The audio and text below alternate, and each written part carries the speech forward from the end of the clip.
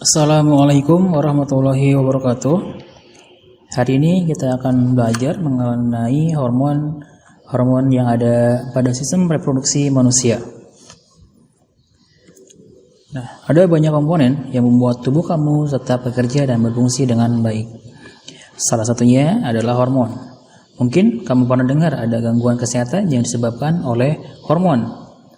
Nah, hormon adalah zat penting dalam tubuh yang berperan dalam berbagai hal. Namun, apa itu hormon sebenarnya? Apa fungsinya di dalam tubuh? Nah, kita akan belajar ya mengenai hormon ini. Oke, pengertian hormon. Hormon adalah zat kimia pada tubuh. Jadi, adanya di dalam tubuh. Hormon adalah zat yang bergerak dalam aliran darah ke jaringan dan ke organ-organ. Nah, zat ini sangat berpengaruh bagi fungsi tubuh. Sedikit saja jumlah hormon berubah, maka akan mempengaruhi suatu fungsi tubuh tertentu, bahkan kesehatan secara umum. Maka itu penting untuk menjaga keseimbangan jumlah hormon dalam tubuh. Hormon merupakan bagian dari sistem endokrin yang mempengaruhi kebanyakan sistem utama dan proses dalam tubuh.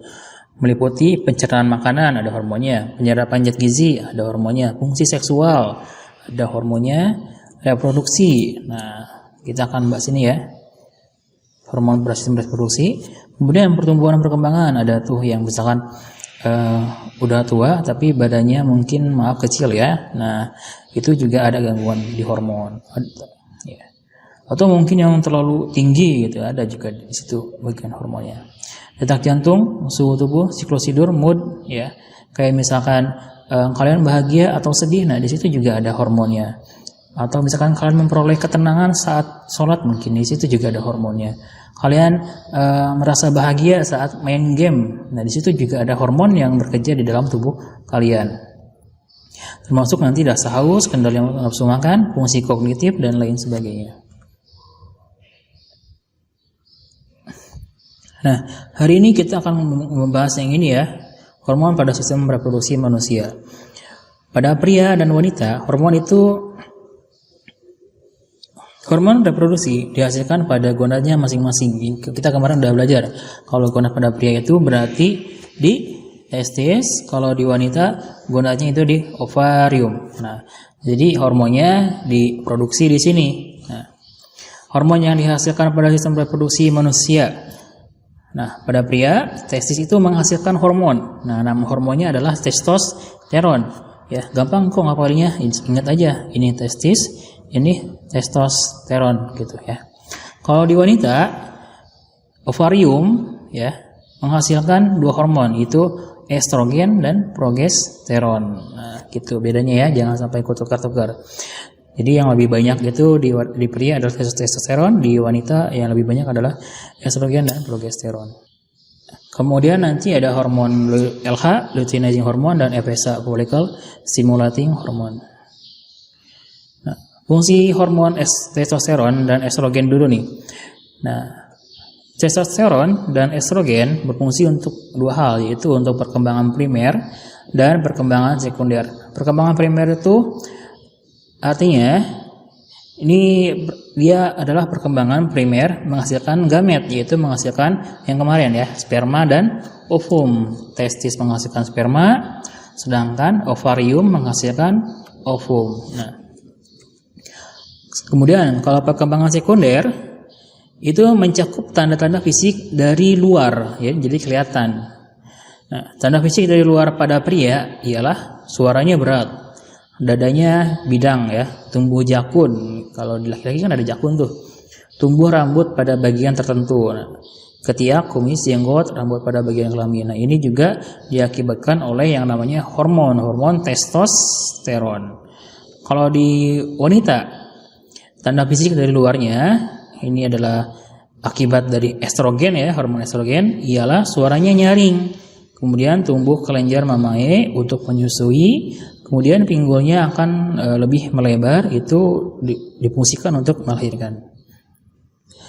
Nah, kita udah belajar tadi testosteron pada pria, estrogen pada wanita. Sekarang kita belajar lagi hormon progesteron pada wanita. Nah, hormon progesteron sering disebut dengan hormon kehamilan. Hormon ini berfungsi untuk yang pertama penebalan dinding rahim, yang kedua memelihara memelihara kehamilan. Kemudian ada lagi LH dan FSH.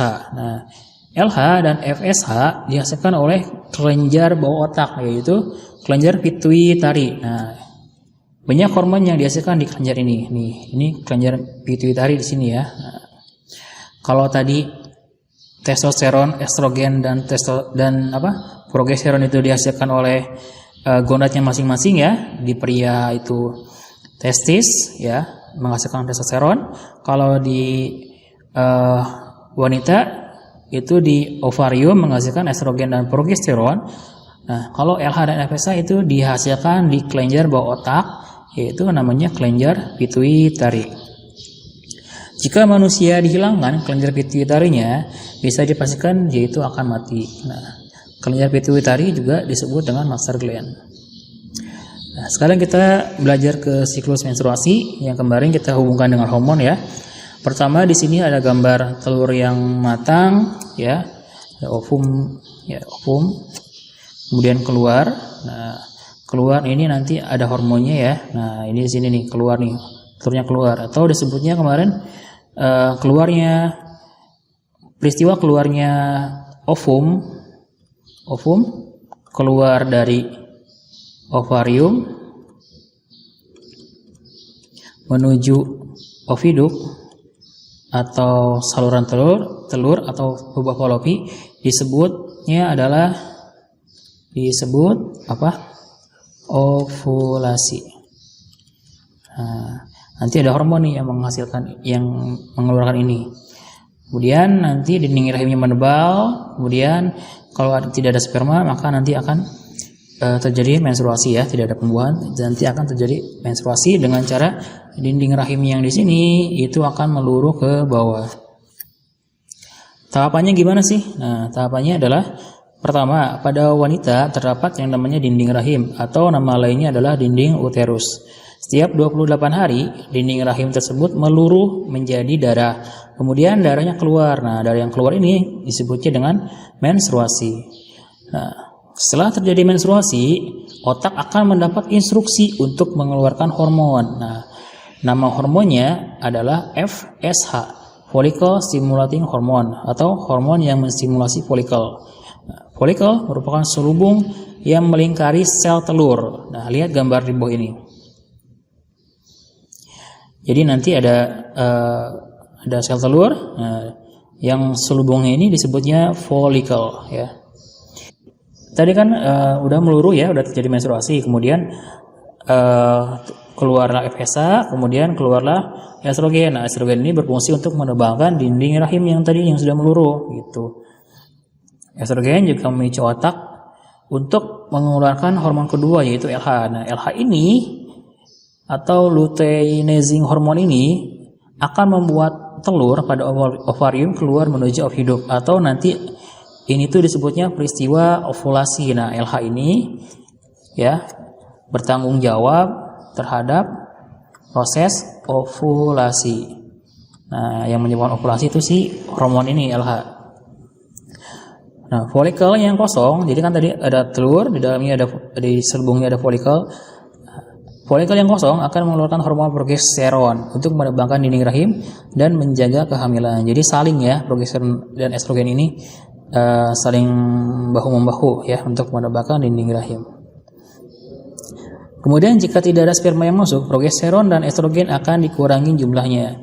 Nah, kalau misalkan progesteron dan estrogen dikurangi jumlahnya, maka dinding rahimnya nanti tidak ada yang memelihara. Nah, karena tidak memelihara, maka nanti dia akan meluruh lagi dinding rahimnya sehingga terjadilah menstruasi. Nanti ovum yang belum dibuahi juga akan keluar melalui darah menstruasi. Kalau misalkan spermanya masuk dan membuahi ovum, maka akan jadi bayi gitu. FSH dan LH dihasilkan kembali dan siklus berlanjut. Oleh karena itu, tiap bulan wanita akan mendapat haid menstruasi karena tidak ada sperma yang masuk. Ya.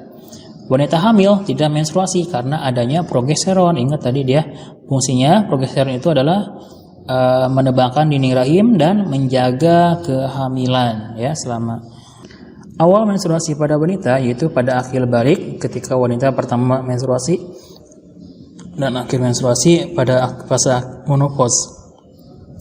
Perempuan tidak menstruasi lagi sekitar umur 40-50 tahun ya. Oke, ini adalah gambar dari grafiknya. Fasenya adalah yang pertama fase menstruasi. Nah, fase menstruasi ini ya, ini siklus endometriumnya meluruh ya. Nah, ini meluruh atau menstruasi, keluar menjadi darah. Nah, sedangkan folikel primer ini masih kecil-kecil ya. Kemudian berkembang terus menjadi besar. Nah, kemudian ini fase praovulasi. Nah, ini folikelnya, kemudian ovumnya keluar ya, nanti folikelnya ini kosong ya, selubungnya kosong, menjadi corpus luteum namanya gitu. Nah, terjadilah di sini yang namanya ovulasi. Dia diakibatkan oleh hormon LH. Nah, LH-nya kan tinggi tuh. Nah, dan estrogennya juga udah tinggi gitu ya. Nah, LH luteinizing hormonnya juga. Sedangkan hormon yang ini nih, yang warna progesteron ya segini, dan ini FSH segini ya. Follicle stimulating hormonnya juga meningkat. Nah, kemudian turun semuanya, turun. Nah, kemudian kalau misalkan tidak ada sperma atau tidak ada pembuahan, maka dinding rahimnya dia akan mendebal lagi gitu ya.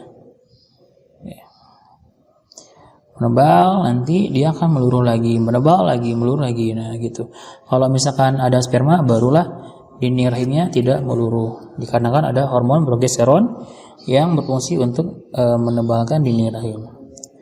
Oke, hari ini segitu dulu ya. Minggu depan adalah pertemuan terakhir, kita bahas tentang penyakit-penyakit pada sistem reproduksi. Itu aja, mudah-mudahan bermanfaat. Assalamualaikum warahmatullahi wabarakatuh.